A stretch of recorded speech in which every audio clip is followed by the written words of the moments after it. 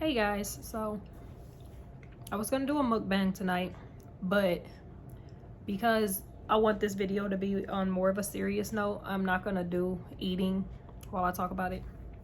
But the elephant in the room, because I see so many YouTubers do this and it does not get addressed enough, is car seat safety.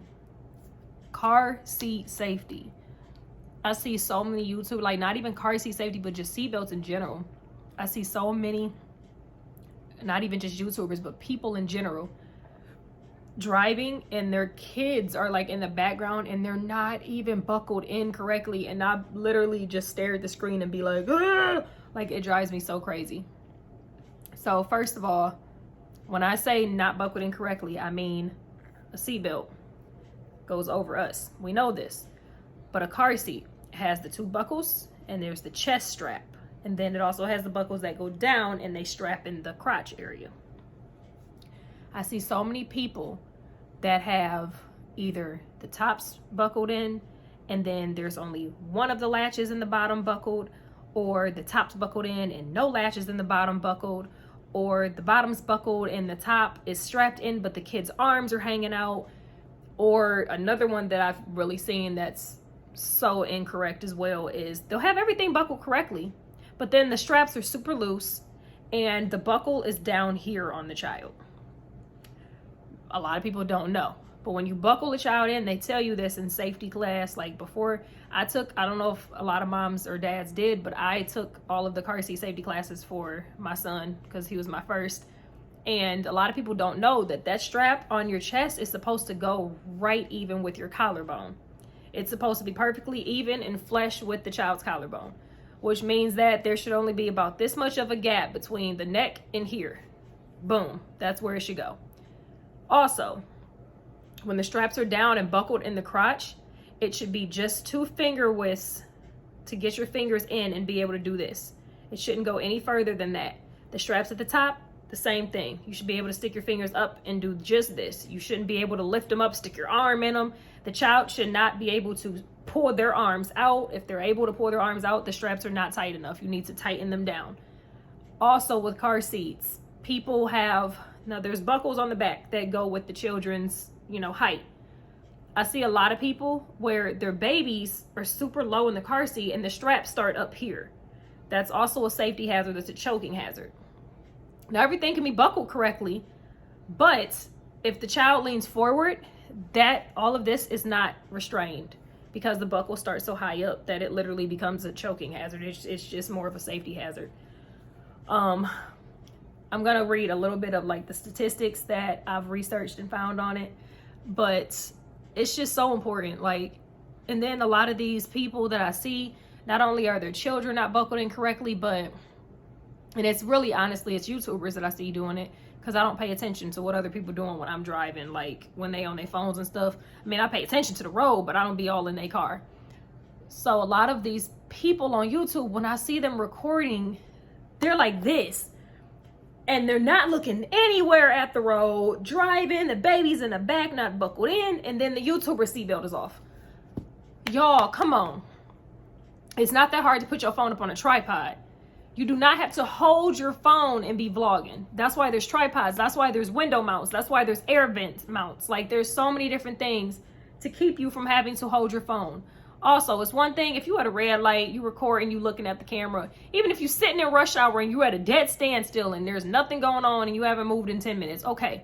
But to physically be on the freeway doing 70 miles an hour and you are literally recording and not paying attention to the road and your kid is in the back not buckled in, that's unacceptable. It literally makes me cringe. And every time I see a YouTuber do it, I comment and I always get blasted. But so many of these parents do not understand how important car seat safety is.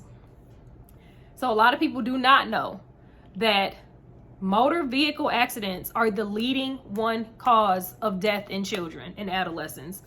#1 cause in the world, literally. That was from 2018. I'm pretty sure it's probably went up by now. Now I'm going to go into depth into it because I did not know this part and I thought it was pretty interesting. But The leading cause of death in children ages 3 to 14 in the US is motor vehicle crashes. Obviously, I just said that. Then it says, in 2017 in the United States, 794 children ages 12 years and younger died as occupants in motor vehicle crashes. Of all of those children who died in 2017, 37% of them were not restrained, which means they had no type of seatbelt on. Baby in the car seat, nothing strapped. Sitting in there, no seatbelt. Fatalities represent only a tip of the iceberg. There were more than 128,000 children in this age range who were injured in car crashes. So now we're not even just speaking about death, because that's not always going to happen, but there could be way more injuries. And then they go in depth into the car seat statistics. It says more black 45%, and Hispanic 46 children were not buckled up, compared with white 26% children, 2009 to 2010. More of the older children, 48% of 8 to 12-year-olds were not buckled up, compared with younger children, 33%. 4 to 7-year-olds, 21%, and ages under 4 in 2016. So it's serious. Like, it's crazy. One CDC study found that in 1 year, more than 618 children ages newborn to 12 rode in vehicles of at least some time without the use of a restraint, be it car seat, booster seat, or seatbelt. That's scary. So you're telling me that 618,000 children from newborn to 12 years old. So that's like your little innocent newborn baby, and you just throw the car seat in the car and don't strap it in. Like, that's crazy to me. Another problem that people do with car seats is like, I see a lot of people, they want to rush their kids into the next step. So, and I used to get not bashed, but I used to have people talk about me when I did it with Amir. The little car seat, the infant car seats that your baby goes home in the hospital, it goes from the hospital home in, the one you carry, that car seat is actually meant to fit your baby for up to 36 pounds, I believe. Which means that my daughter is 2 and she's only 25 pounds. She could literally still be riding in that car seat and rear facing.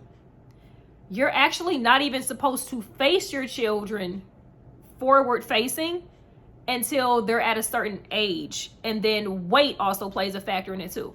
So it says like 2, and then it says, or at least 30 pounds. I see so many people say, oh, well, my kid's 2, they can forward face. Yeah, but you got to remember, yeah, your kid's 2, but it's also a premature baby, and your child's only 17 pounds. No, there's no reason your child should be facing forward at a year old. I think I finally moved Maya forward last summer, and she was about a year and a half when I finally moved her forward facing, and she was, I want to say maybe 20 pounds. But her pediatrician seen what kind of car seat it was. It's, the kind that has the booster in it. It's the 3-in-1. So it goes from newborn, toddler, and then it turns into a booster. Those are fine. But to have your child in booster seats, and me and my mom were doing it with my son, and then I realized he's not actually at that weight to be in that booster. So we had him in one of the boosters that you sit and you just pull the seatbelt over. And then I started looking at how little he is and how like small and how short, and then the seatbelt is, it didn't look right. So I stopped doing it because I was like, no, he's not even at that weight range for that. So that's something else that like I see a lot of parents do that they don't realize is, yeah, your kid can be forward facing and in a car seat in itself, but if they're not that right weight limit or that right age, that car seat literally has no protection. It offers no protection at all. Yeah. And then this one says, this is scary because another statistic says 96% of parents believe that their child seats are installed correctly. Results of the NHTSA shows similar results of parenting and parents feeling at least somewhat to very confident by their installed car seat and believe that it is installed correctly. So that means out of those children that, like all of those children that are dying from car seat safety and like not doing it correctly, 96% of their parents thought that they were buckled in correctly. So that just goes to show that we definitely need to do more car seat videos, more car seat instructions, more car seat like tutorials, and just like educate people more on the protection of it and the way that they're supposed to be installed, the way that the child is supposed to be sitting in them, the way the strap should be. All of that is like a super big factor. And yeah, making sure that your kids are in the right car seats as well. I will go ahead and post this link in the video so that, you know, if parents want to, you know, educate themselves more on it, then, you know, the parents can actually go and read this and get some more stuff and see that I'm not just blowing smoke up y'all butts. This is like legit. SafeRideKids.com, car seat statistics. This is like an actual website that does, you know, all of the statistics from basically children that have died in motor accidents. So that's about it for this video. Yeah, I just wanted to get into detail with this because I see it a lot and it drives me crazy. Every time I see it, I'm like, oh my God, the baby ain't strapped in correctly.